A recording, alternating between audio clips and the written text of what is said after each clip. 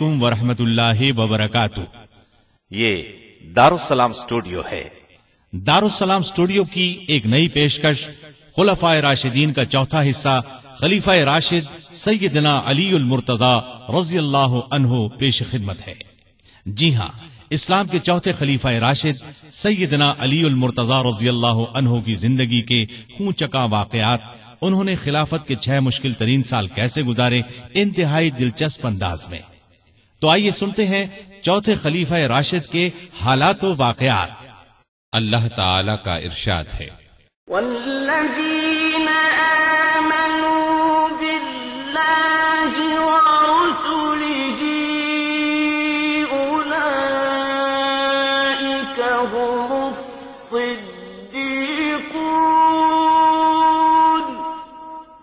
والشہداء عند ربهم لهم اجرهم ونورهم۔ وہ لوگ جو اللہ اور اس کے رسولوں پر ایمان لائے ہیں، یہی تو وہ ہیں جو ان کے پروردگار کے نزدیک صدیق اور شہید ہیں، ان کے لیے اجر و ثواب ہوگا۔ ارشاد نبوی ہے، اے علی، کیا تم اس پر راضی نہیں کہ تمہیں میرے ساتھ وہی نسبت ہو جو ہارون علیہ السلام کو موسیٰ علیہ السلام کے ساتھ تھی؟ البتہ میرے بعد کوئی نبی نہیں ہوگا۔ جماعت اصحاب روشن ستارے ہیں، آسمان پر موجود ستاروں کی روشنی کم و بیش ہے۔ یہی مثال صحابہ کرام رضی اللہ عنہم کی ہے، لیکن ہیں سبھی روشن۔ ان میں سب سے نمایاں، سب سے روشن اور سب سے تابناک بہرحال پہلے 4 صحابہ رضی اللہ عنہم ہی ہیں۔ یہی پہلے 4 اصحاب خلفائے راشدین ہیں۔ عشرہ مبشرہ میں بھی سب سے پہلے انہی کا نام ہے۔ یوں تو اللہ تعالیٰ نے قرآن مجید میں رسول کریم صلی اللہ علیہ وسلم کے سارے ہی صحابہ کو جنت کی بشارت دی ہے، پھر ان صحابہ کا درجہ سب سے بلند بتایا جنہوں نے اسلام لانے میں پہل کی، اللہ کے راستے میں ہجرت کی، کافروں سے جہاد کیا۔ سیدنا علی رضی اللہ عنہ ایسے ہی صحابہ میں شامل ہیں۔ انہیں یہ عزت بھی حاصل ہے کہ وہ بدری صحابی ہیں۔ اللہ تعالیٰ نے بدری صحابہ کی سب خطائیں معاف کر دی۔ علی بیعت رضوان کرنے والوں میں بھی شامل تھے کہ جن کو اللہ تعالیٰ نے واضح الفاظ میں اپنے راضی ہونے کی خوشخبری دی ہے، پھر انہیں شہادت بھی نصیب ہوئی۔ مسلمانوں کا ایمان ہے کہ راہ حق میں شہید جنتی ہیں۔ ان سب باتوں کے علاوہ سیدنا علی رضی اللہ عنہ ان 10 صحابہ میں بھی شامل ہیں جنہیں دنیا میں جنتی ہونے کی بشارت دی گئی، یعنی عشرہ مبشرہ میں ہیں۔ ان تمام خصوصیات کے علاوہ آپ کی ایک خصوصیت یہ بھی ہے کہ نبی صلی اللہ علیہ وسلم نے اپنی پیاری بیٹی سیدہ فاطمہ رضی اللہ عنہا آپ کے نکاح میں دی۔ اس جلیل القدر ہستی کی زندگی کے اوراق آپ کے سامنے رکھتے ہیں۔ سیدنا علی بن ابی طالب رضی اللہ عنہ 6 صدی عیسوی کے آخری سال یعنی 600 عیسوی میں یا 601 عیسوی میں مکے میں پیدا ہوئے۔ اس وقت رسول کریم صلی اللہ علیہ وسلم کی عمر 30 سال کے قریب تھی، گویا علی رضی اللہ عنہ آپ سے 30 سال چھوٹے تھے۔ ہجری سن سیدنا علی کی پیدائش کے قریباً 23 سال بعد شروع ہوا، مطلب یہ کہ آپ نے ہجرت سے 23 سال پہلے اس دنیا میں آنکھ کھولی۔ والدہ نے نام اسد یا حیدر رکھا، لیکن والد نے علی نام رکھا، پھر اسی نام پر دونوں کا اتفاق ہو گیا، البتہ حیدر ان کا لقب ہو گیا۔ آپ کی کنیتیں ابو الحسن اور ابو تراب تھیں۔ ابو تراب کی کنیت نبی کریم صلی اللہ علیہ وسلم نے عطا فرمائی۔ آپ کے لقب اسد، مرتضی اور حیدر ہیں۔ سیدنا علی رضی اللہ عنہ رسول کریم صلی اللہ علیہ وسلم کے سگے چچا ابو طالب کے بیٹے تھے۔ ان کا خاندان وہی تھا جو آپ کا تھا، اور یہ قبیلہ قریش کا سب سے زیادہ عزت والا گھرانہ تھا۔ یہ گھرانہ بنو ہاشم کہلاتا تھا۔ گویا نبی کریم صلی اللہ علیہ وسلم بھی ہاشمی تھے اور سیدنا علی بھی ہاشمی تھے۔ سیدنا علی کے والد کا نام تو عبد مناف تھا، لیکن وہ اپنی کنیت ابو طالب سے مشہور تھے۔ رسول کریم صلی اللہ علیہ وسلم کے والد جناب عبداللہ ان کے سگے بھائی تھے۔ ان کا نسب اس طرح ہے: ابو طالب بیٹے تھے عبد المطلب کے، عبد المطلب بیٹے تھے ہاشم کے، ہاشم بیٹے تھے عبد مناف کے، اور عبد مناف بیٹے تھے قصی کے۔ ابو طالب مکے کے بزرگ اور سردار تھے۔ رسول اللہ صلی اللہ علیہ وسلم پر جان چھڑکتے تھے، آپ کو اپنی اولاد سے بھی زیادہ چاہتے تھے۔ آپ 25 سال کی عمر تک ابو طالب کے ساتھ ہی رہے. پھر ان کی اجازت سے مکے کی ایک نیک خاتون سیدہ خدیجہ رضی اللہ عنہا سے شادی کر لی اور الگ رہنے لگے. آپ نے نبوت کا اعلان کیا تو قریش جان کے دشمن بن گئے، لیکن یہ ابو طالب ہی تھے جو آپ کی حمایت میں اٹھ کھڑے ہوئے، ہر طرح سے آپ کا ساتھ دیا. علی رضی اللہ عنہ کی والدہ کا نام فاطمہ رضی اللہ عنہا تھا، وہ بھی ہاشمی تھیں. یہ آپ پر ایمان لے آئی تھیں. یہ بھی آپ سے حد درجے محبت کرتی تھیں. انہوں نے ہجرت بھی کی اور ہجرت کے 4 یا 5 سال بعد وفات پائی. سیدنا علی کوئی 5 برس کے تھے کہ ملک میں قحط پڑ گیا. ابو طالب پر ایک بڑے کنبے کا بوجھ تھا، اس لیے آپ صلی اللہ علیہ وسلم نے ان سے علی کو مانگ لیا. اس وقت سے سیدنا علی آپ کے ساتھ رہنے لگے. سیدہ خدیجہ رضی اللہ عنہا نے ان کی پرورش اور تربیت میں آپ کا برابر ساتھ دیا. نبی کریم صلی اللہ علیہ وسلم نے نبوت کا اعلان فرمایا تو اس وقت سیدنا علی کی عمر قریباً 10 برس تھی. رسول اللہ صلی اللہ علیہ وسلم کی دعوت پر انہوں نے فوراً اسلام قبول کر لیا. اس طرح بچوں میں سب سے پہلے انہی کو اسلام کی دولت نصیب ہوئی. اب وہ بھی آپ کے ساتھ نماز پڑھنے لگے. ایک دن ان کے والد ابو طالب نے انہیں آپ کے ساتھ نماز پڑھتے دیکھا تو پوچھا، بیٹا یہ دین کیا ہے جس پر تم چل رہے ہو؟ انہوں نے فوراً جواب دیا، ابا جان میں اللہ اور اس کے رسول پر ایمان لے آیا ہوں، ان کی تصدیق کر چکا ہوں اور یہ میں نے ان کے ساتھ نماز پڑھی ہے. اس پر ابو طالب نے کہا، محمد تمہیں بھلائی کے سوا کسی چیز کی طرف نہیں بلائیں گے، تم ان کے ساتھ لگے رہو. سیدنا علی رضی اللہ عنہ بچپن ہی سے نیک تھے، بتوں سے نفرت کرتے تھے. رسول اللہ صلی اللہ علیہ وسلم کی تربیت نے انہیں علم کا سمندر بنا دیا. لڑکپن ہی میں لکھنا پڑھنا سیکھ لیا. اس زمانے میں یہ بہت بڑی خوبی کی بات تھی. اسی زمانے میں انہوں نے ہتھیار چلانے اور دشمن سے لڑنے کا ڈھنگ بھی سیکھ لیا.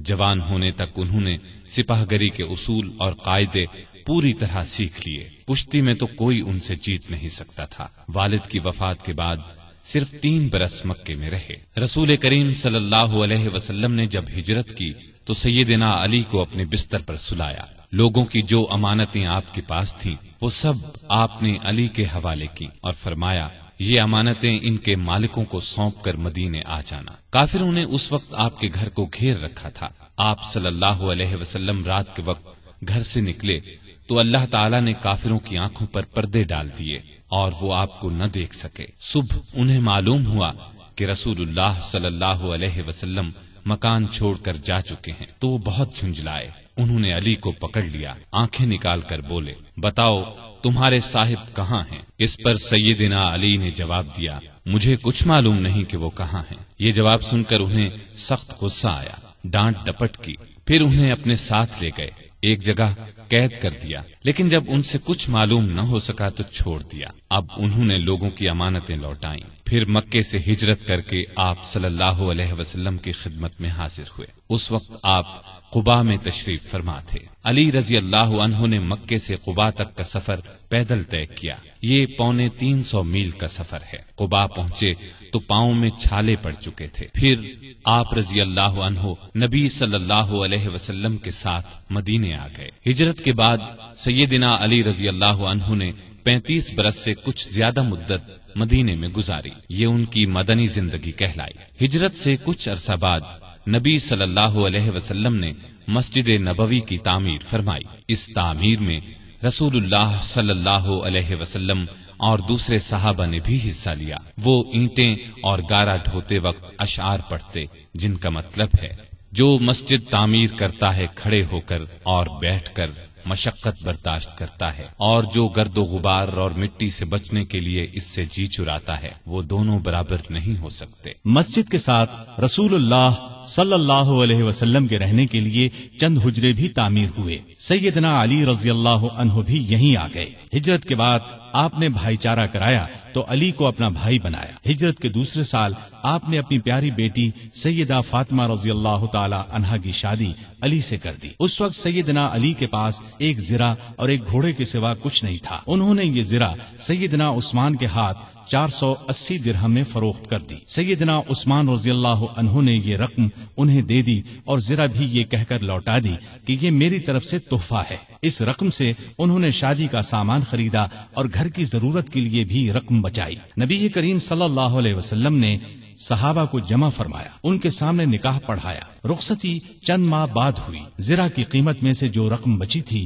اس سے سیدنا علی نے ولیمے کی دعوت کا انتظام کیا۔ اس دعوت میں کھجوریں، جو کی روٹی، پنیر اور ایک خاص قسم کا شوربہ تھا۔ نبی کریم صلی اللہ علیہ وسلم نے رخصتی کے وقت اپنی بیٹی کو یہ چیزیں دی: ایک چارپائی، ایک بستر، چمڑے کا ایک تکیا جس میں کھجور کی چھال بھری ہوئی تھی، پانی کا ایک مشکیزہ، مٹی کے 2 گھڑے، اناج پیسنے کی ایک چکی، مٹی کا ایک پیالہ اور 2 چادریں۔ سیدہ فاطمہ جب اپنے خاوند کے ساتھ ان کے گھر چلی گئیں تو نبی کریم صلی اللہ علیہ وسلم وہاں تشریف لائے۔ پہلے دروازے پر کھڑے ہو کر اجازت مانگی، پھر اندر داخل ہوئے۔ ایک برتن میں پانی منگوایا، دونوں ہاتھ اس پانی میں ڈالے، ہاتھوں سے پانی ان دونوں پر چھڑکا، پھر فرمایا: اے فاطمہ، میں نے تمہاری شادی اپنے خاندان کے بہترین شخص سے کی ہے۔ اسی سال رمضان 2 ہجری میں بدر کی لڑائی پیش آئی۔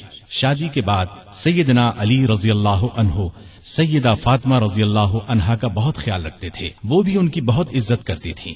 دونوں نے گھر کے کام آپس میں بانٹ لیے تھے۔ ایک روز آپ صلی اللہ علیہ وسلم ان کے گھر تشریف لائے تو علی گھر میں نہیں تھے۔ سیدہ فاطمہ سے پوچھا تو انہوں نے فرمایا کہ میرا ان سے کچھ جھگڑا ہو گیا تھا، غصے میں گھر سے باہر چلے گئے ہیں۔ آپ نے ان کے بارے میں پتہ کرایا تو وہ مسجد میں سو رہے تھے۔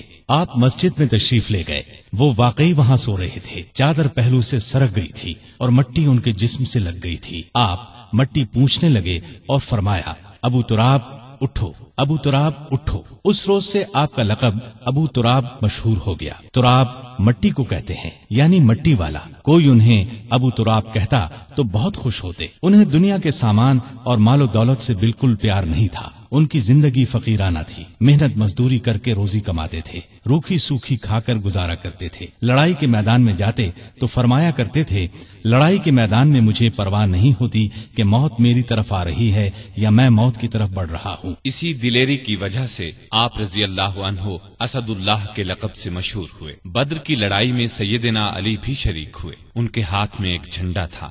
دونوں لشکر آمنے سامنے ہوئے تو کافروں کے لشکر سے عتبہ، شیبہ اور ولید میدان میں نکلے اور مسلمانوں کو مقابلے کے لیے للکارا۔ مسلمانوں کی طرف سے بھی 3 انصاری جوان، عوف، معوذ اور عبداللہ بن رواحہ رضی اللہ عنہم میدان میں آ گئے، لیکن ان تینوں کو دیکھ کر کافروں نے ان سے لڑنا اپنی شان کے خلاف سمجھا۔ عتبہ نے پکار کر کہا: اے محمد، یہ لوگ ہمارے جوڑ کے نہیں ہیں، ہماری قوم کے لوگوں کو ہمارے مقابلے پر بھیجو۔ اس پر رسول اللہ صلی اللہ علیہ وسلم نے سیدنا علی، سیدنا حمزہ اور سیدنا عبیدہ بن حارث رضی اللہ عنہم کو حکم دیا کہ آگے بڑھ کر ان کا مقابلہ کریں۔ تینوں بہادر فوراً آگے بڑھے۔ اس وقت سیدنا علی رضی اللہ عنہ نے سر پر سفید صوف کا ترہ لگا رکھا تھا۔ ان کا سامنا ولید سے ہوا، سیدنا حمزہ کا عتبہ سے اور سیدنا عبیدہ کا شیبہ سے ہوا۔ ولید اور عتبہ دونوں سیدنا علی اور سیدنا حمزہ کے ہاتھوں مارے گئے، لیکن عبیدہ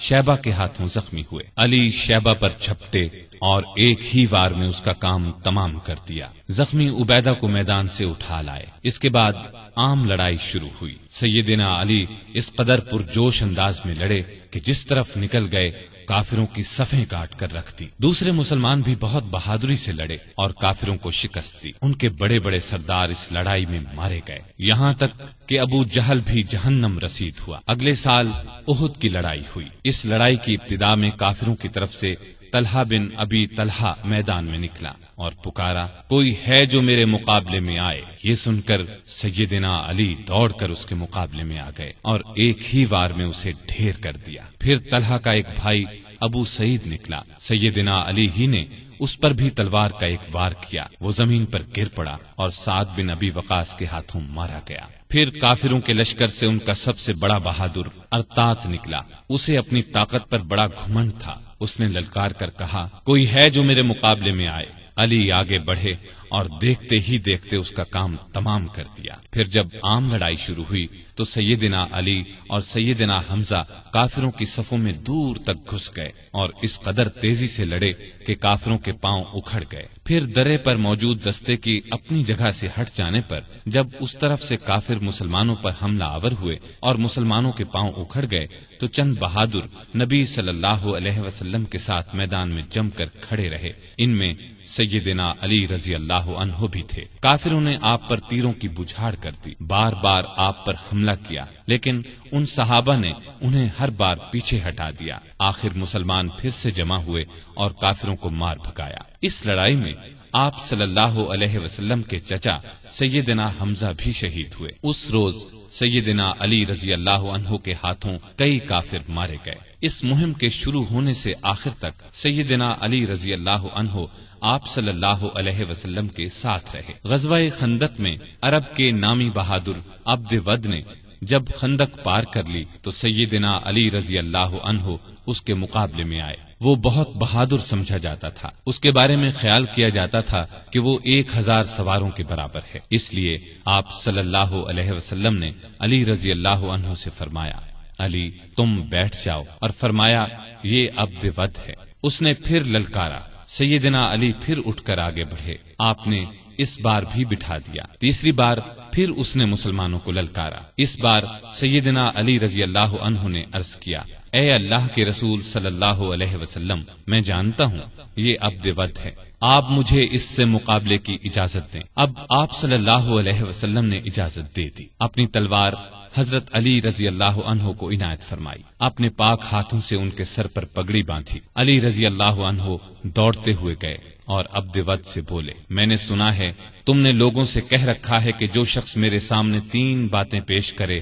تو میں ان میں سے ایک کو منظور کرتا ہوں. اس نے کہا، ہاں یہ ٹھیک ہے. اس پر سیدنا علی رضی اللہ عنہ نے اس سے کہا، تب پھر میں بھی 3 باتیں پیش کرتا ہوں. پہلی یہ کہ تو اسلام قبول کر لے. اس نے انکار کیا. انہوں نے دوسری بات پیش کی، مسلمانوں سے مت لڑ، واپس چلا جا. اس نے اس سے بھی انکار کیا. تب سیدنا علی رضی اللہ عنہ نے گرج کر کہا، تب پھر آ مجھ سے مقابلہ کر لے. عبد ود یہ سن کر ہنس پڑا. کہنے لگا، میں کبھی سوچ بھی نہیں سکتا تھا عرب میں مجھ سے کبھی کوئی لڑنے کی جرت کرے گا. یہ کہہ کر وہ گھوڑے سے اتر آیا اور بولا، تم کون ہو؟ سیدنا علی رضی اللہ عنہ نے فرمایا، میرا نام علی بن ابی طالب ہے. عبد ود یہ سن کر کہنے لگا، تمہارے والد میرے دوست تھے، اس لیے میں تم سے لڑنا نہیں چاہتا. یہ سن کر سیدنا علی رضی اللہ عنہ نے فرمایا، لیکن اے اللہ کے دشمن، میں تم سے لڑنا چاہتا ہوں. اب عبد ود بپھر گیا اور آگے بڑھ کر علی پر تلوار کا وار کیا. علی رضی اللہ عنہ نے ڈھال آگے کر دی. وار اس قدر زبردست تھا کہ تلوار ڈھال کو کاٹ کر ان کی پیشانی پر جا لگی. وہ زخمی ہو گئے. زخم کھا کر وہ شیر کی طرح جھپٹے اور عبد ود پر ایسا وار کیا کہ تلوار اس کے کندھے کو کاٹتی سینے تک آ گئی. وہ وہیں ڈھیر ہو گیا. اس کے گرتے ہی سیدنا علی رضی اللہ عنہ نے زور سے نعرہ تکبیر بلند کیا. اب عبد ود کے کچھ ساتھی آگے بڑھے، لیکن وہ بھی اللہ کے شیر کے آگے نہ ٹھہر سکے، بھاگ نکلے. ان میں سے ایک نوفل بن عبداللہ خندق میں گرا. علی رضی اللہ عنہ نے اسے خندق میں اتر کر تلوار سے قتل کیا. رسول اللہ صلی اللہ علیہ وسلم نے بنو قریظہ کی طرف کوچ کا ارادہ کیا تو سیدنا علی رضی اللہ عنہ کو فوج کا جھنڈا دے کر آگے روانہ فرمایا. پھر آپ 3000 مجاہدین کے ساتھ روانہ ہوئے. لڑائی سے پہلے ہی بنو قریظہ ہمت ہار گئے اور ہتھیار ڈال دیے. مدینے سے 60 کلومیٹر دور فدق نامی یہودیوں کی بستی تھی. یہ یہودی خیبر کے یہودیوں کو مسلمانوں کے مقابلے پر اکسا رہے تھے. آپ صلی اللہ علیہ وسلم نے سیدنا علی کو 200 سوار دے کر ان کی طرف روانہ فرمایا. مسلمانوں نے ان لوگوں کو شکست دی. وہ بھاگ نکلے. مسلمانوں کے ہاتھ 500 اونٹ اور 2000 بکریاں لگی. وہ ان کو ہانک کر مدینے لے آئے. بیعت رضوان میں بھی سیدنا علی ساتھ تھے. صلح نامہ لکھنے کا کام ان کے سپرد ہوا. انہوں نے شروع میں بسم اللہ الرحمن الرحیم لکھا تو قریش کے نمائندے نے اس پر اعتراض کیا اور کہا، ہم رحمان کو نہیں مانتے، لہذا یہ لکھا جائے بسمک اللہم.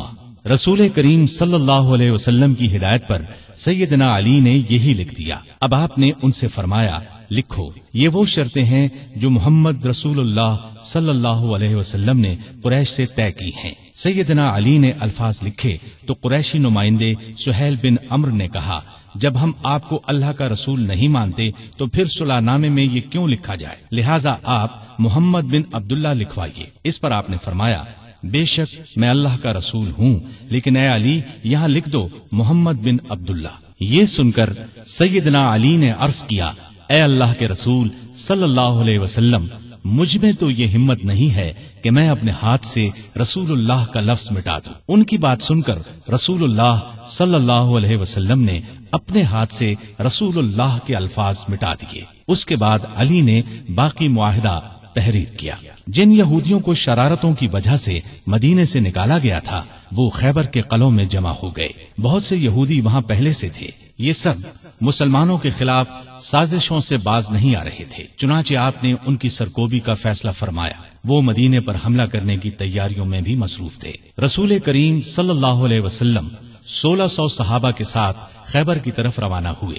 سب قلعے ایک ایک کر کے فتح ہو گئے، لیکن ایک قلعہ جس کا نام قموس تھا فتح ہونے میں نہ آیا۔ جب آپ کے کئی صحابہ کی کوششیں کامیاب نہ ہو سکیں تو آپ نے فرمایا، میں کل جھنڈا ایک ایسے شخص کو دوں گا جو اللہ اور اس کے رسول سے محبت کرتا ہے اور اللہ اور اس کا رسول اس سے محبت کرتے ہیں، جس کے ہاتھ پر خیبر فتح ہو جائے گا۔ دوسرے دن جب تمام صحابہ اس جھنڈے کے منتظر تھے، کیونکہ وہ سب اللہ اور اس کے رسول سے محبت کرتے تھے، رسول اللہ صلی اللہ علیہ وسلم نے پوچھا، علی کہاں ہیں؟ بتایا گیا ان کی آنکھیں دکھتی ہیں۔ آپ نے انہیں بلایا، آنکھوں میں اپنا لعاب لگایا، وہ اسی وقت ٹھیک ہو گئیں۔ آپ نے انہیں جھنڈا دے کر قموس کی طرف روانہ فرمایا۔ اس قلعے کا حاکم مرحب تھا، یہودیوں کے نامی گرامی بہادروں میں سے ایک۔ سیدنا علی قموس کے سامنے پہنچے تو مرحب زرہ لگا کر اکڑتا ہوا باہر نکلا۔ سیدنا علی کو مقابل دیکھا اور بولا، کیا مسلمانوں کی فوج میں تم سے بہتر کوئی آدمی نہیں؟ خیبر جانتا ہے کہ میں مرحب ہوں، ہتھیار بند، بہادر، تجربے کار اور لڑائی کے بھڑکتے شعلوں کا مقابلہ کرنے والا۔ سیدنا علی نے اس کے جواب میں فرمایا، میں وہ شخص ہوں کہ میری ماں نے میرا نام حیدر رکھا، جنگل کے شیر کی طرح ہیبت ناک اور بہادر، میں دشمن کو آنکھ جھپکنے میں ختم کر دیتا ہوں۔ مرحب نے آگے بڑھ کر تلوار کا وار کیا۔ سیدنا علی تیزی سے ایک طرف ہو گئے، پھر انہوں نے مرحب پر ایسا بھرپور وار کیا کہ ان کی تلوار اس کے خود کو کاٹ کر کھوپڑی میں اتر گئی۔ پھر فوج کو لے کر آگے بڑھے، قلعے کا دروازہ توڑ کر اندر گھس گئے۔ اس طرح قموس بھی فتح ہو گیا، سارے خیبر پر مسلمانوں کا قبضہ ہو گیا۔ واپس لوٹے تو آپ صلی اللہ علیہ وسلم نے ان کی پیشانی کو چوم لیا، فرمایا، اللہ تجھ سے راضی ہوا اور میں بھی۔ سیدنا علی یہ سن کر رونے لگے۔ یہ رونا خوشی کا تھا۔ اس موقع پر کچھ لوگ جو حبشہ میں رہ گئے تھے لوٹ آئے۔ ان میں سیدنا علی کے بھائی جعفر بن ابی طالب رضی اللہ عنہ بھی تھے۔ ان کے آنے کی بھی سب کو بہت خوشی تھی۔ کئی سال کے بچھڑے بھائی ایک دوسرے سے ملے تو آنکھوں سے آنسو بہ نکلے۔ 7 ہجری میں رسول اللہ صلی اللہ علیہ وسلم اپنے بہت سے صحابہ کے ساتھ عمرے کے لیے روانہ ہوئے، ان میں علی بھی شامل تھے۔ عمرے سے فارغ ہو کر مسلمان 3 دن بعد مکے سے نکل آئے اور مدینے کی طرف روانہ ہوئے۔ غزوہ موتا میں آپ کے بھائی جعفر بن ابی طالب شہید ہو گئے تو آپ کو بہت صدمہ ہوا۔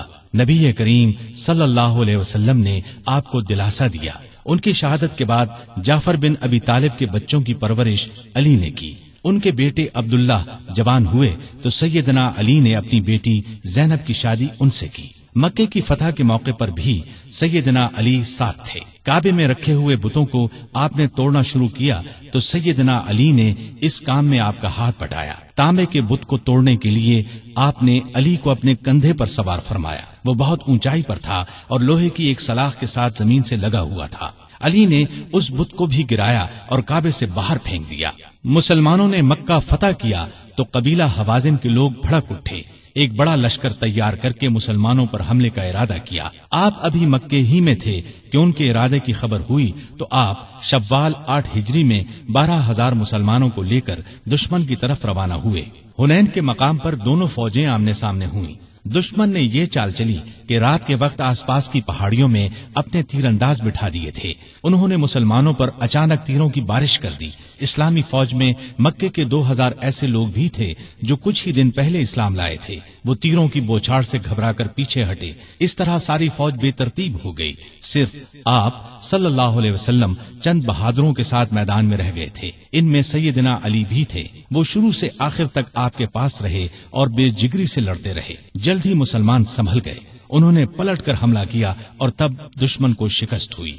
9 ہجری میں آپ صلی اللہ علیہ وسلم نے سیدنا علی کو 150 سوار دے کر یمن کے قبیلہ بنو طے کی طرف روانہ کیا۔ وہ لوگ مسلمانوں کی آمد کی خبر سن کر بھاگ گئے۔ علی رضی اللہ عنہ نے بنو طے کا بت خانہ گرا دیا، بت توڑ ڈالے۔ اس لڑائی کے بعد مشہور سخی حاتم طائی کی بیٹی اور بیٹا عدی مسلمان ہو گئے۔ فتح مکہ کے بعد یہ خبر سننے میں آئی کہ روم کا بادشاہ مسلمانوں پر حملہ کرنے کے لیے پر تول رہا ہے۔ نبی صلی اللہ علیہ وسلم نے خود آگے بڑھ کر اسے روکنے کا فیصلہ کیا۔ آپ صلی اللہ علیہ وسلم نے اس موقع پر سیدنا علی کو اپنا قائم مقام بنایا اور خود 30,000 فوج لے کر روانہ ہوئے۔ بعض منافقین نے علی کو تانا دیا کہ وہ جنگ سے بچنے کے لیے نہیں گئے۔ اس پر انہیں رنج ہوا، ہتھیار لگا کر روانہ ہوئے، لشکر تک پہنچ گئے۔ نبی صلی اللہ علیہ وسلم نے ان سے آنے کی وجہ پوچھی تو عرض کیا، اے اللہ کے رسول صلی اللہ علیہ وسلم، میں نے شروع سے لے کر آج تک اللہ کی راہ میں لڑنے سے قدم پیچھے نہیں ہٹائے، لیکن معلوم نہیں اس مرتبہ مجھے جہاد میں شریک کرنے کی بجائے مدینے میں کیوں چھوڑ دیا گیا۔ یہ سن کر نبی صلی اللہ علیہ وسلم نے ارشاد فرمایا، اے علی، کیا تم اس بات سے راضی نہیں کہ تمہارا میرے ساتھ وہی تعلق ہو جو موسیٰ علیہ السلام کا ہارون علیہ السلام سے تھا، سوائے اس کے کہ میرے بعد کوئی نبی نہیں ہوگا۔ مطلب یہ تھا کہ جس طرح موسیٰ علیہ السلام کوہ طور پر جاتے وقت ہارون علیہ السلام کو اپنا قائم مقام بنا گئے تھے، اسی طرح میں نے تمہیں اپنا قائم مقام بنایا تھا، لیکن ہارون علیہ السلام نبی بھی تھے جبکہ تم نبی نہیں ہو سکتے، اس لیے کہ میرے بعد کوئی نبی نہیں آئے گا۔ آپ کا یہ ارشاد سن کر سیدنا علی خوش ہو گئے اور مدینے واپس ہو کر آپ صلی اللہ علیہ وسلم کی قائم مقامی کا فریضہ انجام دیتے رہے، یہاں تک کہ آپ تبوک سے واپس تشریف لے آئے۔ مکہ کی فتح کے بعد نبی صلی اللہ علیہ وسلم نے سیدنا خالد بن ولید کو حکم دیا کہ وہ یمن جا کر قبیلہ ہمدان کو اسلام کی دعوت دیں۔ وہ گئے، بہت کوشش کی، لیکن انہوں نے اسلام قبول نہ کیا۔ اب آپ صلی اللہ علیہ وسلم نے سیدنا علی کو بھیجا۔ آپ صلی اللہ علیہ وسلم نے قبیلہ ہمدان کے نام ایک خط بھی دیا۔ علی رضی اللہ عنہ نے وہ خط انہیں سنایا اور اسلام کی دعوت دی۔ اس خط کے الفاظ کا اثر ان پر ہوا۔ پھر سیدنا علی نے جو ان کے سامنے واز کیا وہ بھی بہت اثر انگیز تھا، چنانچہ ان لوگوں نے اسلام قبول کر لیا۔ سیدنا علی رضی اللہ عنہ نے یہ خبر آپ صلی اللہ علیہ وسلم کو بھیجی۔ نبی صلی اللہ علیہ وسلم نے سجدہ شکر ادا کیا اور فرمایا، ہمدان کے لوگوں پر سلامتی ہو، ہمدان کے لوگوں پر سلامتی ہو۔ ہجرت کے 10ویں سال نبی صلی اللہ علیہ وسلم نے علی رضی اللہ عنہ کو ایک اور قبیلے مزہج کی طرف روانہ فرمایا تاکہ انہیں اسلام کی دعوت دی جائے۔ آپ صلی اللہ علیہ وسلم نے ہدایت فرمائی کہ اس وقت تک تلوار نہ اٹھائی جائے جب تک تم پر کوئی حملہ نہ کرے۔ سیدنا علی رضی اللہ عنہ 300 سواروں کے ساتھ مزہج کے علاقے میں پہنچے۔ وہ لوگ لڑنے پر تلے ہوئے تھے، چنانچہ زبردست مارکا ہوا، آخر وہ لوگ بھاگ نکلے۔ اس کے بعد قبیلے کے سردار اور بہت سے دوسرے لوگ خود علی رضی اللہ عنہ کی خدمت میں حاضر ہوئے اور مسلمان ہو گئے۔ نبی صلی اللہ علیہ وسلم نے علی کو وہاں کا قاضی بھی مقرر فرمایا۔ آپ رضی اللہ عنہ چند ماہ وہاں رہے۔ اس دوران میں سیدنا علی رضی اللہ عنہ نے مقدمات کے فیصلے بھی کیے۔ ہجرت کے 10ویں سال رسول کریم صلی اللہ علیہ وسلم نے حج کیا۔ سیدنا علی بھی یمن سے آ کر اس یادگار حج میں شریک ہوئے۔ انہوں نے رسول اللہ صلی اللہ علیہ وسلم کے حکم پر قربانی کے اونٹوں کا گوشت تقسیم کیا۔ حج سے واپس آنے کے کچھ ہی عرصے بعد نبی صلی اللہ علیہ وسلم بیمار ہوئے۔ ہجرت کے 11ویں سال آپ صلی اللہ علیہ وسلم اس دنیا سے تشریف لے گئے۔ یہ صدمہ علی رضی اللہ عنہ کی زندگی کا سب سے بڑا صدمہ تھا۔ انہوں نے عباس رضی اللہ عنہ، ان کے 2 بیٹوں قسم اور فضل رضی اللہ عنہم اور ایک انصاری صحابی کے ساتھ مل کر آپ صلی اللہ علیہ وسلم کو غسل دیا۔ اس وقت انہوں نے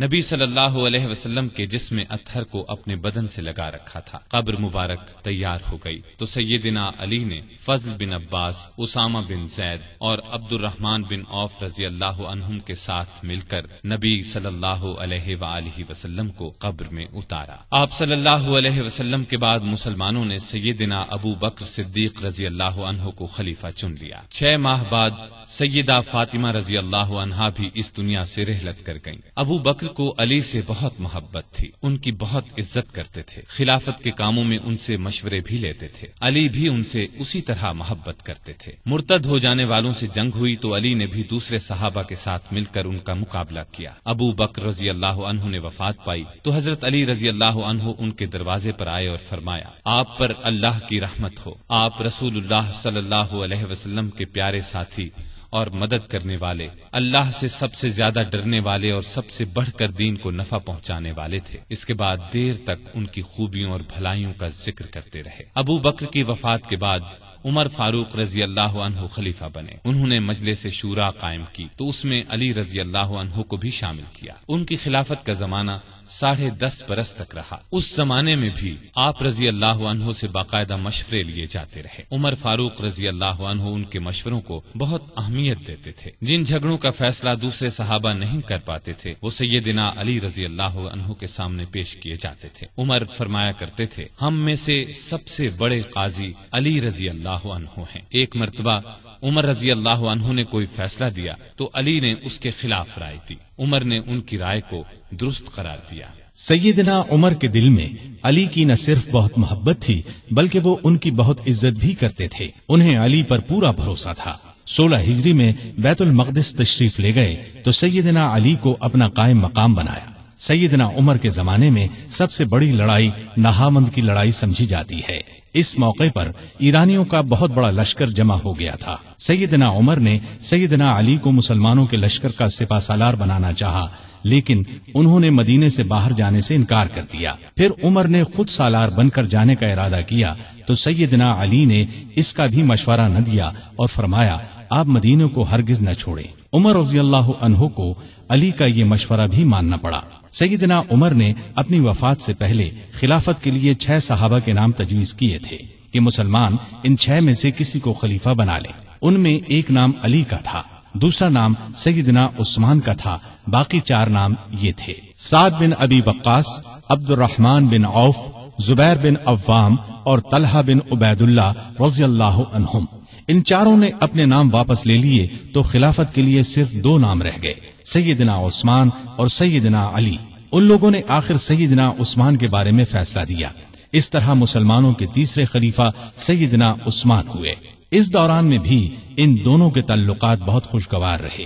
سیدنا عثمان کو کوئی شرعی سزا دینے کا مسئلہ پیش آتا تو سیدنا علی کے ذریعے فیصلہ کراتے۔ ہر سال حج کے لیے جاتے وقت سیدنا علی کو بھی ساتھ لے جاتے۔ علی نے ہمیشہ انہیں اچھے مشورے دیے۔ جس زمانے میں سیدنا عثمان کے خلاف سازش شروع ہوئی تو علی نے سازش کی آگ کو بجھانے کے لیے عثمان کو بہت مشورے دیے۔ مصر کے باغی مدینے پر چڑھائے تو سیدنا علی نے انہیں سمجھا بجھا کر واپس روانہ کیا۔ وہ لوگ تو سیدنا عثمان کے خون کے پیاسے تھے۔ رات کی تاریکی میں پھر لوٹ آئے۔ کوفے اور بصرے کے باغیوں نے بھی ان کا ساتھ دیا۔ انہوں نے سیدنا عثمان کے گھر کو گھیر لیا۔ اس وقت بھی سیدنا علی نے انہیں سمجھانے کی بہت کوشش کی۔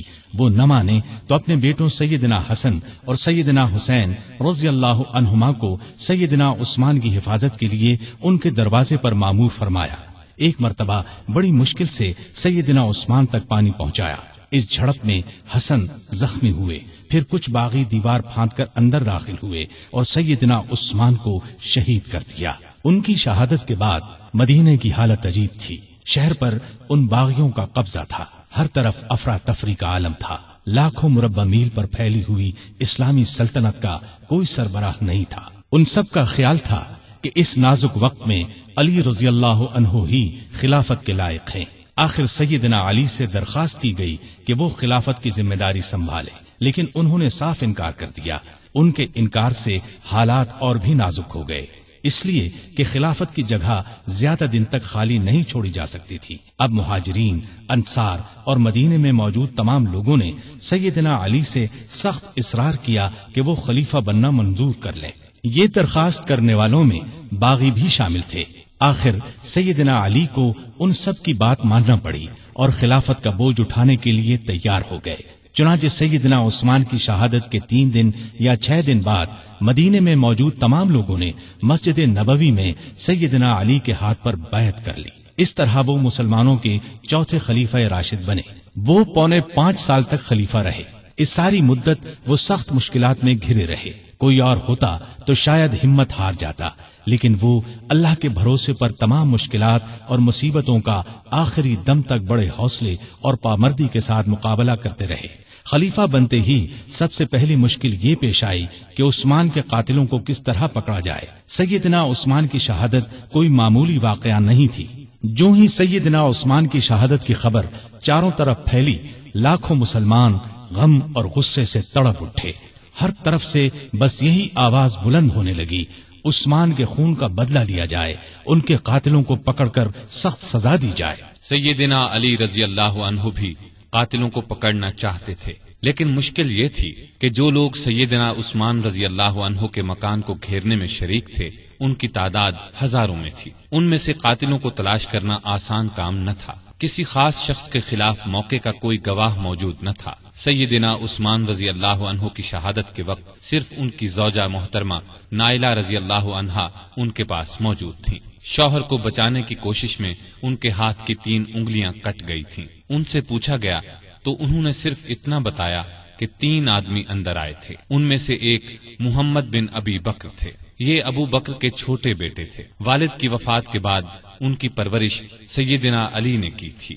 ان کے علاوہ 2 آدمیوں کے بارے میں نائلہ رضی اللہ عنہا نے بتایا کہ وہ انہیں نہیں پہچانتی۔ علی رضی اللہ عنہ نے محمد بن ابی بکر کو پکڑ کر پوچھا تو انہوں نے کہا، میں مکان میں داخل ضرور ہوا تھا، لیکن جب عثمان رضی اللہ عنہ نے مجھ سے فرمایا کہ بھتیجے تمہارے والد زندہ ہوتے تو انہیں تمہاری یہ حرکت پسند نہ آتی، تو میں شرمندہ ہو کر پیچھے ہٹ گیا اور باہر نکل گیا۔ نائلہ رضی اللہ عنہا نے بھی محمد بن ابی بکر کی بات کی تصدیق کی۔ غرض اس طرح اصل قاتلوں کا پتہ نہ چل سکا اور سیدنا علی رضی اللہ عنہ کوئی کاروائی نہ کر سکے۔ بہت سے لوگ اس موقع پر اس شک میں مبتلا ہو گئے کہ سیدنا علی رضی اللہ عنہ جان بوجھ کر قاتلوں کو نہیں پکڑ رہے۔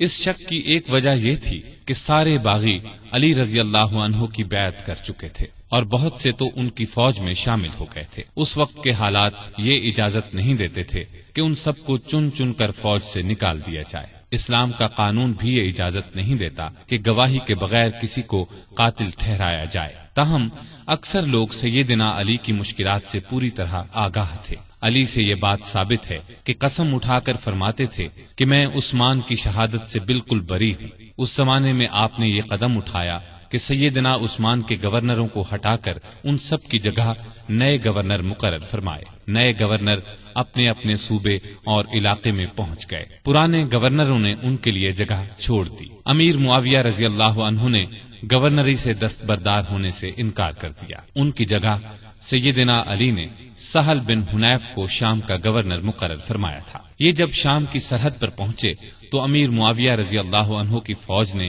انہیں واپس جانے پر مجبور کر دیا اور سیدنا معاویہ نے ان کے ذریعے سیدنا علی رضی اللہ عنہ کو یہ پیغام پہنچایا، جب تک عثمان کے قاتلوں کو نہیں پکڑا جائے گا وہ گورنری سے دستبردار نہیں ہوں گے۔ گویا سیدنا علی کے راستے میں سب سے پہلی یہ رکاوٹ پیش آئی۔ ابھی وہ اس کی طرف پوری طرح توجہ نہیں دے سکے تھے کہ ایک اور مشکل پیش آ گئی۔ سیدنا عثمان کی شہادت سے پہلے امت کی ماں سیدہ عائشہ رضی اللہ عنہا حج کے لیے مکہ گئی تھی۔ حج کے بعد مکے سے واپس آ رہی تھی کہ راستے میں ان کے ایک قریبی رشتہ دار ملے۔ انہوں نے بتایا کہ سیدنا عثمان شہید کر دیے گئے ہیں اور لوگوں نے سیدنا علی کے ہاتھ پر بیعت کر لی ہے، لیکن مدینے میں ابھی تک فتنہ اور فساد پھیلا ہوا ہے۔ یہ خبر سن کر وہ مکے کی طرف واپس پلٹ گئیں۔ اتنے میں مدینے سے سیدنا طلحہ اور سیدنا زبیر بھی ان کے پاس پہنچ گئے۔ یہ دونوں بہت اونچے مرتبے کے بزرگ تھے، عشرہ مبشرہ میں سے تھے۔ انہوں نے بھی یہی بتایا کہ مدینے کے لوگ فسادیوں کے ہاتھوں پریشان ہیں، نہ تو وہ اپنی حفاظت کر سکتے ہیں اور نہ ان میں سیدنا عثمان کے خون کا بدلہ لینے کی طاقت ہے۔ مکے کے لوگوں نے ام المومنین عائشہ رضی اللہ عنہا سے واپسی کا سبب پوچھا تو انہوں نے فرمایا، عثمان مظلوم شہید کر دیے گئے اور فتنہ دبتا ہوا نظر نہیں آتا ہے، اس لیے تم فتنے کو دور کرنے اور شہید خلیفہ کے قاتلوں سے بدلہ لینے کے لیے تیار ہو جاؤ۔ اسی طرح اسلام کی عزت بچائی جا سکتی ہے۔ اس پر ہزارہا مسلمان سیدہ عائشہ، زبیر اور طلحہ کے ساتھ ہو لیے۔ اس لشکر نے بصرہ پہنچ کر اس پر قبضہ کر لیا۔ جب سیدنا علی کو خبر ملی تو وہ بھی اپنا لشکر لے کر بصرہ کے قریب پہنچ گئے اور صلح کی کوشش شروع کر دی۔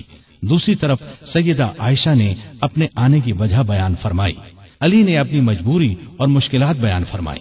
दोनों ने एक दूसरे की बात को अच्छी तरह समझ लिया और करीब था कि सुलह हो जाती, लेकिन बदकिस्मती से दोनों तरफ की फौजों में कुछ बदनीयत मुनाफिक लोग शामिल थे। उन्हें अपना फायदा इसमें नजर आ रहा था कि सुलह न हो, लिहाजा उन्होंने रात ही को जंग छेड़ दी। अली ये समझे कि आयशा ने जंग शुरू कर दी, आयशा ये समझी कि अली ने जंग शुरू कर दी है। इस तरह दोनों फौजों में जंग शुरू हो गई। दोनों फौजों में सख्त लड़ाई हुई। इसमें आखिरकार सैयदना अली को फतह हुई। फतह के बाद अली ने उनके भाई मोहम्मद बिन अबी बकर को उनका हाल मालूम करने के लिए भेजा और आम ऐलान करा दिया कि भागने वालों का पीछा न किया जाए, लूट मार न की जाए, जख्मियों पर घोड़े न दौड़ाए जाएं, जो हथियार फेंक दें उन्हें कोई तकलीफ न पहुंचाई जाए। फिर उन्होंने खुद सैयदा आयशा के पास जाकर पूछा, ऐ मोमिनों की मां, आपका मिजाज कैसा है? उन्होंने फरमाया, ठीक हूं। इसके बाद सैयदना अली ने उन्हें चंद दिन बसरा में आराम और आसाइश के साथ ठहराया। फिर मोहम्मद बिन अबी बकर की निगरानी में उन्हें 40 शरीफ और मुअज़्ज़ज़ ख़वातीन के साथ मक्के की तरफ रवाना किया। उस वक्त आयशा ने फरमाया, मेरे बच्चों, ये लड़ाई गलतफहमी का नतीजा थी। अली से न पहले मेरा कोई झगड़ा था न अब है। सैयदना अली ने जवाब में फरमाया, आप सच फरमाती हैं, आप हम सब की मां हैं, आपकी इज्जत करना हम पर वाजिब है। फिर वो मक्के आ गई। इस लड़ाई में आयशा ऊंट पर सवार थी, इसलिए इस लड़ाई को जंगे जमल कहा जाता है। ये लड़ाई जमादियुल आखिर 36 हिजरी में पेश आई। इस जंग के बाद आयशा रज़ियल्लाहु अन्हा हमेशा पशेमान रही और याद करके रोती थीं। जमल की लड़ाई के बाद सैयदना अली रज़ियल्लाहु अन्हु ने चंद दिन बसरा में क़ियाम किया। फिर 12 रजब 36 हिजरी में कूफा चले आए और इस शहर को हुकूमत का सदर मकाम या दारुल खिलाफा करार दिया। दारुल खिलाफा पहले मदीना था। ये फैसला उन्होंने इसलिए किया कि मदीने को फसाद और झगड़ों से बचाया जा सके। अब उन्होंने फिर शाम की तरफ तवज्जो दी। जरीर बिन अब्दुल्लाह के हाथ एक खत अमीर मुआविया को भेजा। उसमें लिखा कि तुम भी मुहाजिरीन और अंसार की तरह मेरी बैत करो। इसके बाद कायदे के मुताबिक शहादत उस्मान का मुकद्दमा पेश करो। मैं अल्लाह की किताब और रसूलुल्लाह सल्लल्लाहु अलैहि वसल्लम की सुन्नत के मुताबिक फैसला करूंगा। अमीर मुआविया ने इस खत के जवाब में लिखा कि आप उस्मान के कातिलों को हमारे हवाले कर दें तो मैं और शाम के दूसरे तमाम लोग खुशी से आपकी बैत करेंगे। इस तरह कुछ मुद्दत तक खतो किताबत का सिलसिला चलता रहा, लेकिन सुलह की कोई सूरत न बन सकी। उधर शाम के सदर मकाम दिमश्क की जामे मस्जिद में सैयदना उस्मान के खून आलूद कपड़े और नाइला रजी अल्लाह अन्हा की कटी हुई उंगलियां रख दी गईं। उनको देख देख कर लोग ज़ारो कतार रोते थे, कातिलों से बदला लेने का अहद करते थे। जब अली को यकीन हो गया कि अमीर मुआविया बैत नहीं करेंगे तो उन्होंने जंग की तैयारी की और करीबन 80,000 फौज लेकर शाम की तरफ रवाना होने का इरादा किया। दूसरी तरफ अमीर मुआविया भी एक बड़े लश्कर के साथ मुकाबले के लिए आए। दोनों फौजें दरियाए फुरात के करीब पहुंची। शामी फौजों ने घाट पर कब्जा करके पानी पर पहरे बिठा दिए, लेकिन दूसरे दिन सैयदना अली रजी अल्लाह अन्हु की फौज ने शामियों पर हमला करके उन्हें पीछे धकेल दिया और घाट पर कब्जा करके सबके लिए पानी आम कर दिया। अब दोनों फौजों ने सिफीन के मकाम पर एक दूसरे के सामने मोर्चे कायम कर लिए। ये मकाम शहर हलब के जुनूब मशरिक और शहर हिम्स के शिमाल मगरिब में दरियाए फुरात के किनारे पर था। 3 महीने 20 दिन तक दोनों फौजें आमने सामने पड़ी रहीं। इस दौरान में दोनों फरीक बातचीत के जरिए मसला हल करने की भरपूर कोशिश करते रहे, लेकिन अफसोस किसी फैसले पर न पहुंच सके। छोटी छोटी झड़पें होती रहीं। आम लड़ाई मुहर्रम 37 हिजरी तक शुरू न हो सकी। आखिर सफर में दोनों फौजों में जंग शुरू हुई। ये जंग कई दिन तक जारी रही। दोनों तरफ मुसलमानों का खून बहता रहा। मुनाफिक और फसादी लोग इस मौके से खूब फायदा उठाते रहे। इन्हीं लोगों की वजह से सुलह की कोशिशें नाकाम होती रहीं। फिर एक दिन अली रजी अल्लाह अन्हु की फौज ने इतना जबरदस्त दबाव डाला कि शामी फौज के पांव उखड़ने लगे। इतने में शामी फौज का एक दस्ता कुरान को नेज़ों पर उठाकर आगे बढ़ा और पुकार कर कहा, ये देखो, हमारे और तुम्हारे दरमियान अल्लाह की किताब है। अली रजी अल्लाह अन्हु की फौज ने कुरान देखकर हाथ रोक लिए। लड़ाई बंद हो गई। इसके बाद फिर बातचीत शुरू हो गई। आखिर तय पाया کہ خلافت کا فیصلہ 2 ثالثوں کے سپرد کر دیا جائے، وہ آپس میں مل کر جو فیصلہ کریں گے ان کا فیصلہ سب کو قبول ہوگا۔ ایک ثالث سیدنا علی رضی اللہ عنہ مقرر کریں، دوسرا ثالث امیر معاویہ رضی اللہ عنہ مقرر کریں گے۔ چنانچہ سیدنا علی کی طرف سے ابو موسیٰ اشعری رضی اللہ عنہ مقرر ہوئے اور امیر معاویہ کی طرف سے عمرو بن عاص رضی اللہ عنہ۔ ان سے کہا گیا کہ وہ رمضان کے مہینے تک فیصلہ کر دیں۔ اس کے بعد سیدنا امیر معاویہ رضی اللہ عنہ اپنی فوج کے ساتھ دمشق چلے گئے۔ سیدنا علی کوفے کی طرف روانہ ہوئے۔ اس موقع پر ان کی فوج 2 حصوں میں بٹ گئی۔ ایک حصہ ثالث مقرر کرنے کا حامی تھا، جبکہ دوسرا کہتا تھا کہ قرآن کو چھوڑ کر انسانوں کو حکم یا فیصلہ کرنے والا بنانا گناہ ہے۔ دونوں گروہ آپس میں جھگڑتے رہتے تھے اور بات بات پر تلواریں نکال لیتے تھے۔ علی رضی اللہ عنہ بڑی مشکل سے انہیں کوفہ تک لائے، لیکن 12,000 آدمی جو ثالثوں سے فیصلہ کرانے کے خلاف تھے فوج سے الگ ہو کر ہرورا کے مقام پر چلے گئے۔ ان لوگوں کو خارجی کہا گیا۔ دونوں ثالثوں نے جو فیصلہ دیا وہ ایک دوسرے سے مختلف تھا۔ سیدنا ابو موسیٰ اشعری کا فیصلہ یہ تھا کہ علی اور امیر معاویہ میں سے کسی کو خلیفہ مقرر نہ کیا جائے، انہیں چھوڑ کر مسلمان جسے چاہیں خلیفہ بنا لیں۔ سیدنا عمرو بن عاص کا فیصلہ یہ تھا کہ ابو موسیٰ اشعری نے علی کو خلافت سے الگ کر دیا ہے،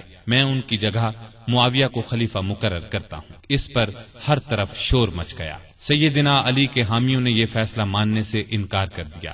اب پھر سیدنا علی فوج لے کر دمشق کی طرف بڑھنا چاہتے تھے کہ خارجیوں نے ہر طرف فساد مچا دیا۔ انہوں نے جتھے بنا کر لوگوں کو لوٹنا شروع کر دیا۔ آخر علی رضی اللہ عنہ پہلے ان کی طرف بڑھے۔ نہروان کے مقام پر شدید جنگ ہوئی، 4000 خارجی مارے گئے۔ اس طرح خارجیوں کا زور ٹوٹ گیا، لیکن ان کی ٹولیاں آئے دن فتنہ برپا کرتی رہتی تھیں۔ دوسری طرف سیدنا امیر معاویہ نے عمرو بن عاص کو فوج دے کر مصر پر چڑھائی کر دی۔ وہاں علی کی طرف سے محمد بن ابی بکر گورنر تھے۔ انہوں نے شامی فوج سے شکست کھائی اور خود بھی گرفتار ہوئے، پھر قتل کر دیے گئے۔ مصر کے بعد شامی فوج نے حجاز، عراق اور یمن وغیرہ پر حملے شروع کر دیے۔ علی کو ملک کی اندرونی شورشوں کی وجہ سے اسلامی فتوحات کے دائرے کو بڑھانے کا موقع نہ مل سکا۔ پھر بھی 35 ہجری میں انہوں نے بحری راستے سے ہندوستان پر حملے کی اجازت دی۔ چنانچہ اس زمانے میں کوکن بمبئی پر کامیاب حملہ کیا گیا۔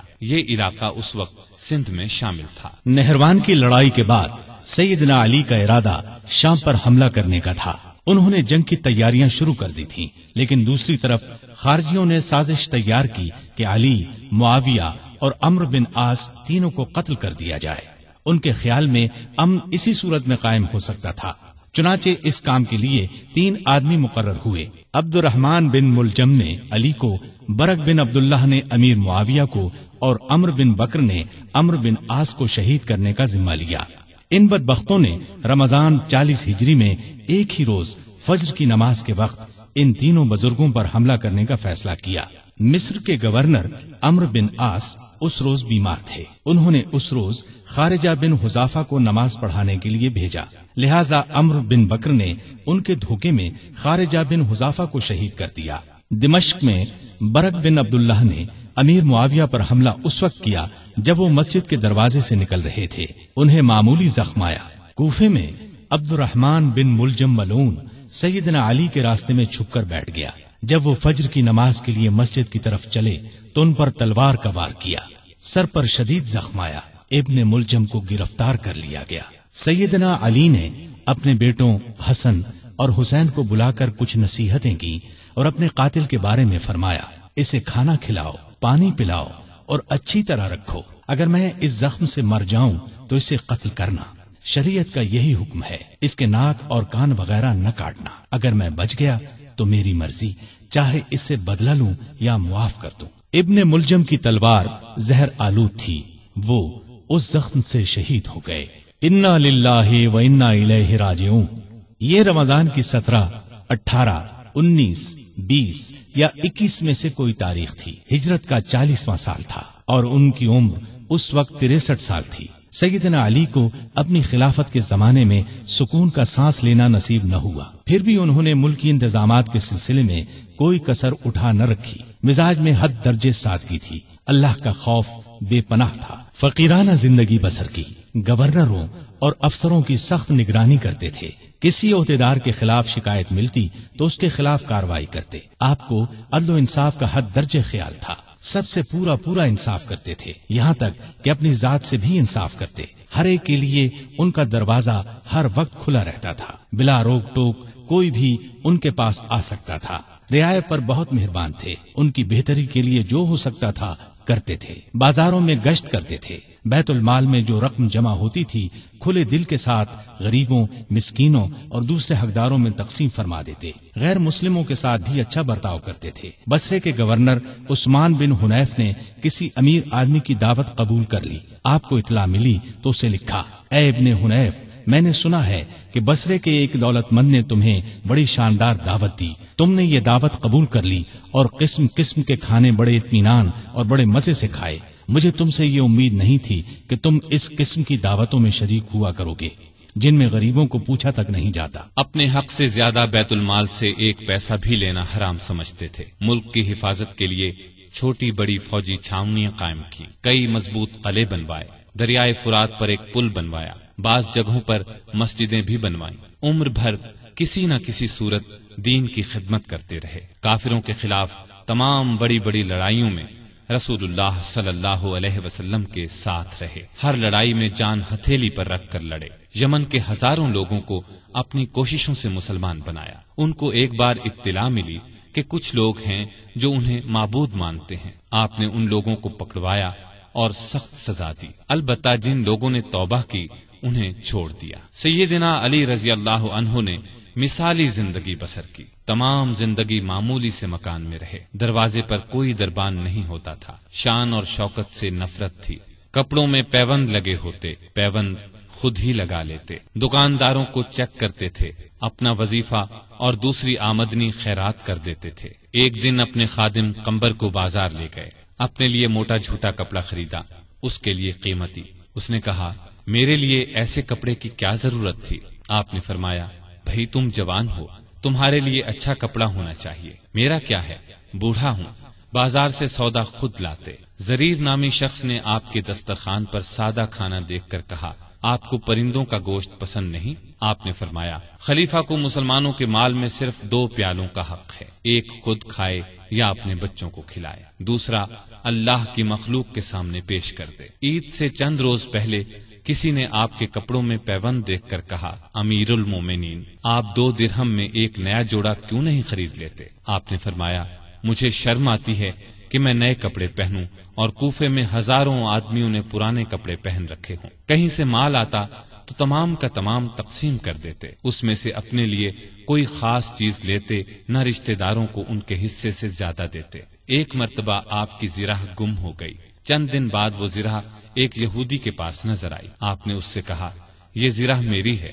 تمہارے پاس کہاں سے آ گئی؟ اس نے کہا، نہیں، زرہ میری ہے۔ سیدنا علی رضی اللہ عنہ امیر المؤمنین تھے، چاہتے تو اس سے زبردستی لے سکتے تھے، لیکن انہوں نے ایسا نہیں کیا۔ معاملہ کوفے کے قاضی شریح کی عدالت میں لے گئے۔ قاضی صاحب نے آپ کا دعویٰ سنا، یہودی کا جواب سنا، پھر علی سے کہا، اپنے گواہ لائیے۔ انہوں نے فرمایا، میرا بیٹا حسن اور غلام قمبر اس بات کے گواہ ہیں کہ زرہ میری ہے، ان کی گواہی لے لیں۔ قاضی صاحب نے کہا، بیٹے کی باپ کے حق میں اور غلام کی آقا کے حق میں گواہی قبول نہیں کی جا سکتی۔ اس پر سیدنا علی نے فرمایا، عجیب بات ہے، آپ حسن کی گواہی قبول نہیں کرتے، کیا آپ کو معلوم نہیں ہے کہ رسول اللہ صلی اللہ علیہ وسلم نے حسن اور حسین کو جنت کے جوانوں کے سردار فرمایا ہے؟ قاضی صاحب نے کہا، مجھے یہ بات معلوم ہے، لیکن میں حسن کی گواہی نہیں لوں گا۔ اگر کسی کے رتبے کو دیکھ کر فیصلہ دینا ہوتا تو آپ کا یہ فرمانا ہی کافی تھا کہ زرہ میری ہے۔ یہ سن کر علی نے خوش ہو کر فرمایا، مجھے آپ کا فیصلہ منظور ہے، یہ زرہ یہودی کے پاس ہی رہے گی۔ ان کی بات سن کر یہودی پکار اٹھا۔ قاضی صاحب نے جو فیصلہ دیا اور علی نے جس طرح اس فیصلے کو مانا، اس سے مجھے یقین ہو گیا کہ آپ کا دین سچا ہے، یہ زرہ واقعی علی رضی اللہ عنہ کی ہے۔ اس کے ساتھ ہی وہ کلمہ پڑھ کر مسلمان ہو گیا۔ آپ درمیانے قد کے دوہرے بدن کے تھے، چہرہ بہت خوبصورت اور باروب رونق والا تھا۔ خیبر کی لڑائی کے موقع پر رسول اللہ صلی اللہ علیہ وسلم نے آپ کو دعا دی تھی، اے اللہ، علی سے گرمی سردی کا اثر دور کر دے۔ اس دعا کا یہ اثر تھا کہ آپ ہر موسم میں ہر طرح کا کپڑا پہن لیتے تھے۔ ضرورت کے وقت آپ محنت مزدوری کر لیتے تھے۔ آپ علم کا سمندر تھے۔ آپ کی علمی باتیں بہت مشہور اور حیرت انگیز ہیں۔ ایک عورت سیدنا علی رضی اللہ عنہ کی خدمت میں حاضر ہوئی۔ اس نے شکایت کی کہ میرا بھائی 600 دینار چھوڑ کر فوت ہوا ہے۔ جب یہ رقم وارثوں میں تقسیم کی گئی تو مجھے صرف 1 دینار دیا گیا کہ تمہارے حصے میں 1 ہی دینار آتا ہے۔ آپ رضی اللہ عنہ نے اس کی شکایت پر غور کیا، پھر بولے شاید تمہارے بھائی نے 1 بیوی، 2 لڑکیاں، 1 ماں، 1 بہن اور 12 بیٹے چھوڑے ہیں۔ عورت نے حیران ہو کر کہا آپ کا اندازہ بالکل درست ہے۔ اس پر سیدنا علی رضی اللہ عنہ نے فرمایا تب تمہارے حصے میں 1 ہی دینار آتا ہے۔ سیدنا علی دن رات کا زیادہ حصہ اللہ کی عبادت میں گزارتے تھے۔ نماز پڑھتے تو اللہ کی ذات کے سوا کسی چیز کا ہوش نہ رہتا۔ صدیق اکبر، فاروق اعظم اور عثمان ذو النورین رضی اللہ عنہم اپنے دور خلافت میں سیدنا علی سے خاص معاملات میں مشورہ کرتے تھے۔ شجاعت سیدنا علی کا خاص وصف تھا۔ اتنے بہادر اور نڈر تھے کہ طاقتور سے طاقتور دشمن کی پرواہ نہیں کرتے تھے۔ تبوک کے علاوہ قریب قریب ہر لڑائی میں وہ شریک رہے۔ انہیں اللہ کا شیر لقب ملا۔ نہتے پر وار نہیں کرتے تھے۔ ایک لڑائی میں اپنے دشمن کو گرا لیا، اسے قتل کرنے لگے تو اس نے ان کے منہ پر تھوک دیا، وہ فوراً اس کے سینے سے اتر آئے، اس کی جان بخش دی۔ کسی نے پوچھا آپ نے اسے کیوں چھوڑ دیا؟ فرمایا میں تو اس سے اللہ کے لیے لڑ رہا تھا، اس نے جو حرکت کی تو اس پر مجھے غصہ آ گیا، اب میں اسے قتل کرتا تو گویا اس قتل میں میرا غصہ بھی شامل ہوتا، اس کا مطلب یہ ہوتا کہ میں نے اسے اپنی ذات کے لیے قتل کیا ہے۔ سیدنا علی کی بہادری کے واقعات ہمیشہ تابندہ رہیں گے۔ ان کو رسول اللہ صلی اللہ علیہ وسلم سے بہت محبت تھی۔ رسول اللہ کو بھی سیدنا علی اور آپ کی اولاد سے بہت محبت تھی۔ سیدنا حسن اور حسین کو رسول کریم صلی اللہ علیہ وسلم اپنے کندھوں پر اٹھاتے اور فرمایا کرتے تھے اے اللہ میں ان دونوں سے محبت کرتا ہوں، جو ان سے محبت کرے تو بھی اس سے محبت کر، اور جو ان سے بغض رکھے تو بھی انہیں مبغوض رکھ۔ سیدہ فاطمہ سے سیدنا علی کے ہاں 3 بیٹے اور 2 بیٹیاں ہوئیں۔ ان کے نام یہ ہیں حسن، حسین، محسن، زینب اور ام کلثوم۔ محسن بچپن میں فوت ہوئے۔ سیدہ فاطمہ کی زندگی میں سیدنا علی نے دوسری شادی نہیں کی۔ ان کی وفات کے بعد کئی شادیاں کی، جن سے 11 لڑکے اور 15 لڑکیاں ہوئیں۔ اس طرح ان کے کل 14 لڑکے اور 17 لڑکیاں ہوئیں۔ آپ کے چند حکیمانہ اقوال یہ ہیں: غریب وہ ہے جس کا کوئی دوست نہ ہو، گناہوں پر شرمندہ ہونا ان کو مٹا دیتا ہے، اور نیکیوں پر مغرور ہونا ان کو برباد کر دیتا ہے۔ علم مال سے بہتر ہے، اس لیے کہ علم تمہاری حفاظت کرتا ہے، جبکہ مال کی حفاظت تمہیں کرنا پڑتی ہے۔ جو چیز نہ آتی ہو اس کے سیکھنے میں شرم نہ کرو۔ کسی سوال کا جواب نہ آتا ہو تو یہ کہنے میں نہ شرماؤ کہ میں نہیں جانتا۔ سخاوت وہ ہے جو مانگنے سے پہلے ہو۔ معاف کر دینا بہت اچھا انتقام ہے۔ مصیبت میں گھبرانا سب سے بڑی مصیبت ہے۔ لالچ سے کچھ روزی بڑھ نہیں جاتی، لیکن انسان کی قدر گھٹ جاتی ہے۔ بات کہنے والے کو نہ دیکھو بلکہ بات کو دیکھو۔ نیکی کی کوئی قدر کرے نہ کرے، تم نیکی کیے جاؤ۔